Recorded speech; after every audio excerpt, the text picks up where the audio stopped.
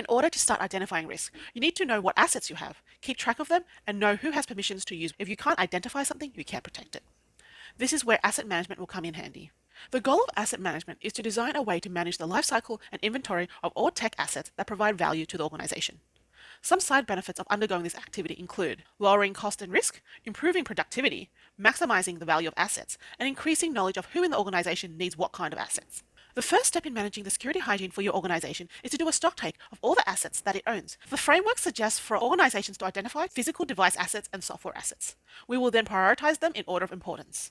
Once this is all finished, we will assign staff members with roles and responsibilities for keeping the assets secure. Let's go through each of these in a bit more depth. How do you manage your hardware assets? Taking in inventory of all the hardware in your organization is sometimes difficult because of the sheer size of the organization. People assigned with this task often don't know where to start. We can start by getting the team to list out all the systems they use. The categories that might be helpful to look into are end user devices like laptops and phones, virtual servers or physical servers, and things like cloud platforms such as software as a service, platform as a service, or infrastructure as a service. A simple way you can keep track of these assets is by creating a ticketing system.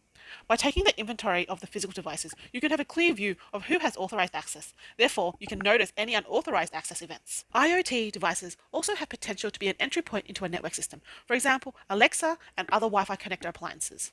As we work to secure our network, we'll also need to actively track all our software to ensure that only authorized applications are installed and executed. It is also essential that we find and manage any unauthorized content that might be present. To achieve this, we need regular updates, reviews, and testing. It is also important to note that any software deployed to the data repository should be supported by the vendor. If it is not, it should be tagged as unsupported and added to a deprecation list. Additionally, running vulnerability scans can provide us with visibility into software that is installed. This allows us to identify potential security risks and address them proactively. By prioritizing these efforts, we can create a more secure and reliable software. Prioritization. Having some kind of formal access control is valuable in managing organizational assets. One way to determine staff access levels is through a class system of rankings that assigns priority levels and importance rankings to different assets. It is important for each organization to develop their own criteria for asset importance, since there is no one-size-fits-all template. By carefully considering what is important to the organization, it can ensure that its most critical assets are adequately protected. When you're prioritizing, some of these factors can be considered. How much money is the asset generating? How critical is the asset to the business operation? How often is it targeted? How expensive is it to replace? How expensive is it to protect? And what is the damage if it is compromised? Your organization's staff are a very valuable defense mechanism against cyber risk. We need buy-in from all the staff all the way at the levels of the organization chart.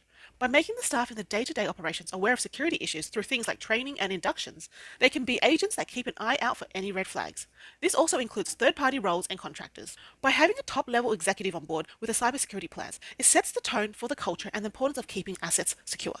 Because of their position, there is more weight in bringing in time and resources into the organization's security. They can also appoint someone to head the cybersecurity team, assess the risk, map a plan to reduce risk, and carry out the plans to reach those targets. Now, you should have a good idea of why we do asset management, what hardware and software assets to look for, as well as an idea that we'll be ranking the risks that affect these.